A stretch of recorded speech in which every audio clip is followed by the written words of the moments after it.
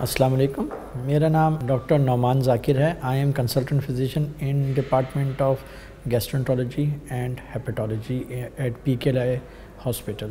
आज मैं आप लोगों से जिस टॉपिक पे बात करना चाहता हूँ उसे अनीमिया कहते हैं, यानी खून की कमी, हीमोग्लोबिन का कम होना। जब भी आप और हम लोग डॉक्टर के पास जाते हैं तो कभी कभार वो लोग खून के टेस्ट कराते हैं जिसमें कंप्लीट ब्लड पिक्चर या CP कहते हैं वो करवाई जाती है, और उसके अंदर हीमोग्लोबिन का लेवल भी चेक किया जाता है जिससे पता चलता है कि खून की कमी तो नहीं है। अगर खून की कमी होती है तो कुछ डॉक्टर इसके अंदर और टेस्ट करके कंफर्म करते हैं कि कहीं विटामिन्स की या आयरन की कमी ना हो।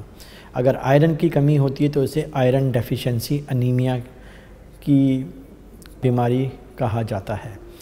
इसमें मसला ये होता है कि जो लोग ख़वातीन 40 साल की उम्र से ज़्यादा की होती हैं या हज़रात किसी भी उम्र के होते हैं, अगर उनमें ये आयरन डेफिशिएंसी अनीमिया का मर्ज़ मिलता है तो हमें इसे आगे इन्वेस्टिगेट करने की ज़रूरत होती है, उसके टेस्ट करने की ज़रूरत होती है।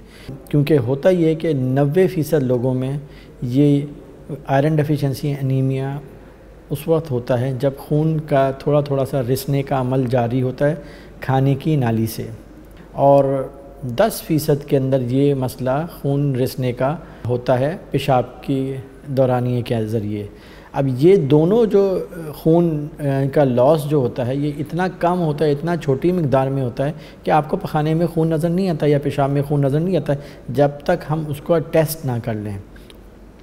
तो जब कभी इवन अगर आपके पखाने नॉर्मल रंग के भी आ रहे हों तो और हीमोग्लोबिन आपका कम हो और आपके डॉक्टर ने कहा कि आयरन डेफिशिएंसी अनीमिया है, तो फिर आप लोगों को फिर हमारे पास आना चाहिए और आना पड़ता है ताकि हम टेस्ट करके देख सकें, आपका मुआयना करके और आपकी हिस्ट्री लेके कि ये कहाँ से खून ज़ाया हो रहा है।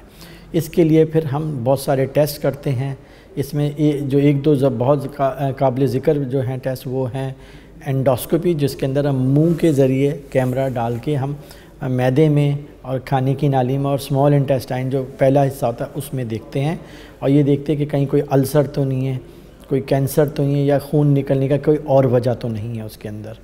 इसी तरह से हम एक और मुआयना करते हैं जिसे कोलोनोस्कोपी कहते हैं, जो कि बड़ी आंत का कैमरे का टेस्ट होता है, जो पखाने के ज़रिए पूरा घुमा के हम कैमरा देखते हैं, ताकि उससे हमें पता चलता है कि कहीं पे कोई खून निकलने की वजह बड़ी आंत में तो नहीं है।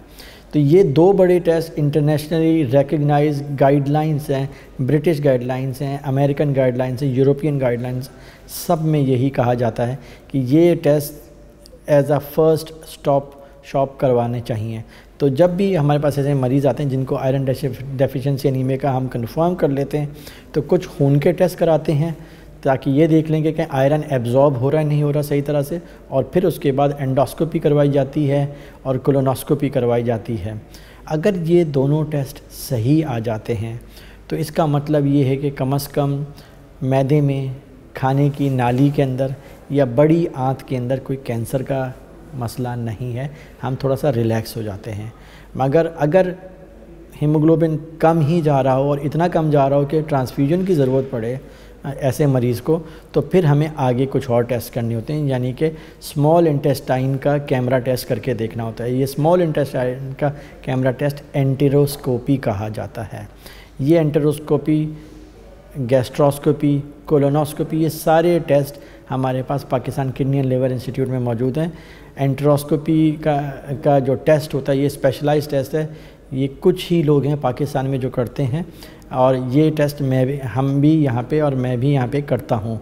तो अगर आपको आयरन डेफिशिएंसी अनीमिया हो और ट्रांसफ्यूजन की रिक्वायरमेंट हो, एंडोस्कोपी हो चुकी हो ऊपर की पेट की या बड़ी आंत की, कोलोनोस्कोपी भी हो चुकी हो और उसमें कोई वजह नहीं समझ में आ रही हो, तो मैं आपसे ज़रूर आपको मशवरा दूंगा कि एक दफ़ा हमारे पास ज़रूर आएँ, क्लिनिक में हमें ज़रूर दिखाएं ताकि हम इसको आगे लेके चल सकें।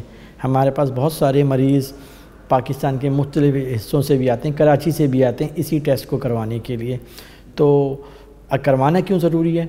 देखें, ऊपर जो मैदे का मसला है और बड़ी आंत का, जैसे मैंने आपको समझाया कि कैंसर का ख़तरा बहुत ज़्यादा होता है ऐसे मरीज़ों में होने का, तो उसको देखना बहुत ज़रूरी है। गैस्ट्रोस्कोपी कोलोनोस्कोपी करके।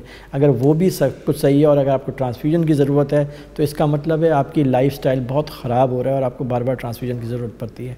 तो इसको हम कभी कभार स्मॉल इंटेस्टाइन एंटेरोस्कोपी करके अगर कोई ब्लीडिंग पॉइंट मिल जाए तो वहीं के वहीं रोक भी सकते हैं।